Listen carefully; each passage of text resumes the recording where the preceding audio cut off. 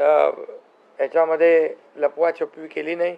जे आहे ते स्पष्टपणे आम्ही मांडलं लोकांच्या समोर, लोकांच्या दरबारामध्ये आम्ही गेलो आणि लोकांना काम आवडतं, लोकांना विकास पाहिजे, लोकांना कल्याणकारी योजना पाहिजेत, ते आम्ही देण्याचा प्रयत्न केला आणि विकासाकडे या राज्याला नेण्याचा आम्ही प्रयत्न केला। यामध्ये केंद्राचा आम्हाला खूप मोठ्या प्रमाणावर सपोर्ट मिळाला।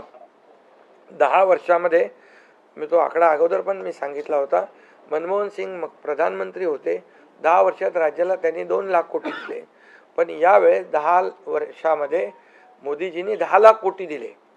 हे आताचं नवीन उदाहरण तर 76,000 कोटी वाढवण बंदर आहे, दिघी बंदर आहे, अशी म्हणजे डेव्हलपमेंटसाठी जे आहे, मग ते एअर कनेक्टिव्हिटी असेल, water connectivity, rail connectivity, road connectivity असेल, अनेक प्रकल्पांना जे काही पाण्याची योजना असतील आमच्या, त्या सगळ्याला खूप मोठ्या प्रमाणावर सपोर्ट केला आणि त्यामुळे आम्ही या राज्याला विकासाकडे घेऊन जाऊ शकलो आणि लोकांना कल्याणकारी योजना आम्ही देऊ शकलो आणि लोकांना आम्ही याच्यामध्ये मतं नाही, आम्ही लोकांची मनं जिंकलेली आहेत। आज लोकांना शेवटी काय विश्वास महत्त्वाचा आहे, विश्वासावर सगळ्या गोष्टी चालतात। तुम्ही काही सांगा आणि नंतर त्या हात वरती करा, अशा प्रकारचं काम आमच्याकडून झालं नाही आणि त्यामुळे आम्ही काम करणारे लोक आहोत, कार्यकर्ते आहोत आणि म्हणून आम्ही 24/7 काम केलं। जेव्हा जेव्हा शेतकरी अडचणीत आला तेव्हा तेव्हा त्याच्या मागे आम्ही उभं राहिलो, त्याला वाऱ्यावर आम्ही सोडलं नाही आणि त्यामुळे जो सर्वसामान्य घटक जेव्हा जेव्हा अडचणीत आला त्याच्या मागे आम्ही उभं राहण्याचं काम केलं।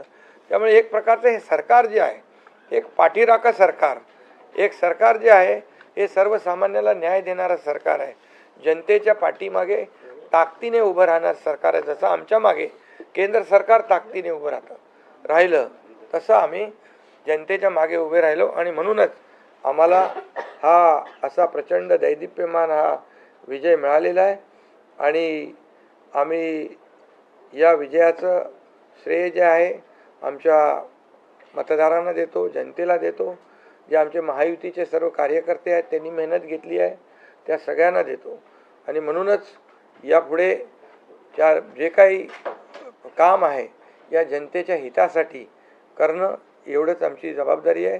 त्यामुळे पुन्हा एकदा मी आपल्या सगळ्या पत्रकारांना मनापासून धन्यवाद देतो, आपलेही आभार मानतो आणि आता इथून पुढे तुम्ही खऱ्या चांगल्या बातम्या दिल्या तर तुमचा TRP वाढत जाईल। आमचे प्रकल्प जे आम्ही सुरू केलेत त्याच्या बातम्या द्या, लोकांच्या फायद्याचे जे प्रकल्प आहेत त्याच्या बातम्या द्या।